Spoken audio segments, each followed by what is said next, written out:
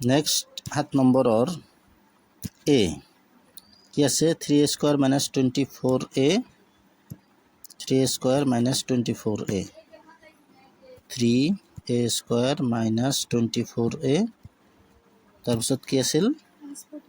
plus 48 গতিকে আমি plus 48 দিলোঁ এতিয়া ইয়াক আমি কি কৰিম প্ৰথমতে এটা 3 কমন ল'ম 3 কমন ল'লে 3 তো কমন ল'লোঁ গতিকে কি থাকিল a স্কোয়ার মাইনাস 324ত কিমান বাৰ যায় 8 বাৰ প্লাস 348ত কেইবাৰ যায় হেতুৰ কাৰণে আমি কি কৰিম 48ক 3 দিয়ে হৰণ কৰি চাবা যে 16 বাৰ যাব গতিকে 3 তো থাকিল এইখিনিক এটা আমি সূত্ৰ বনাব লাগে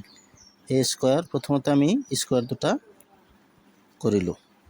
যে 4 স্কয়াৰ মানে 16 আৰু a স্কয়াৰ তো অলৰেডি স্কয়াৰ হৈ আছে তাৰপিছত কি কৰিম আমি মাইনাস মাজতে কি আহে ফৰ্মুলা 2 ইয়াৰ পৰা আহিব a আৰু ইয়াৰ পৰা আহিব 4 তেনেহলে 3 তো আছিলেই এইখিনি মানে কি হল a square minus 2ab plus b square এটো মানে কি a minus b whole square তাই স্কয়ার আছে মানে দুইবার দিম 3 ইনটু a মাইনাস 4 আকৌ a মাইনাস 4 এটো হল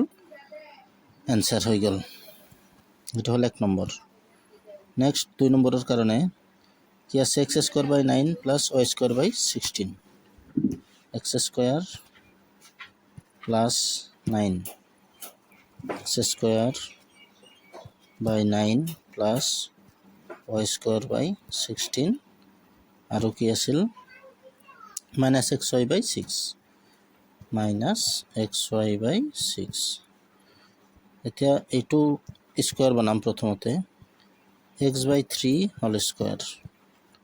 কাৰণ 3 স্কয়াৰ মানে 9 আৰু এটুক যদি আমি স্কয়ার বনাও কি হ'ব y বাই 4 হোল স্কয়ার মাজতে কি আহে মাইনাস 2 ইনটু ab ইয়াৰ পৰা স্কয়ার খিনি বাদ দিলে x বাই 3 b মানে y বাই 4 এতিয়া কি হ'ব xy বাই 6 হ'ব লাগে 2 4 2 বাৰ তেনেহলে 3 2 গুণ 6 মিলিল আৰু xy to xy থাকিল হৈ গল তেনেহলে আমি এইটো a square minus 2ab plus b square মানে a minus b whole square মানে a মাইনাস b মানে কি y বাই 4 হোল স্কয়ার তার মানে x বাই 3 মাইনাস y বাই 4 এই একবার আর এইফালে x বাই 3 মাইনাস y বাই 4 হয়ে গেল এইটো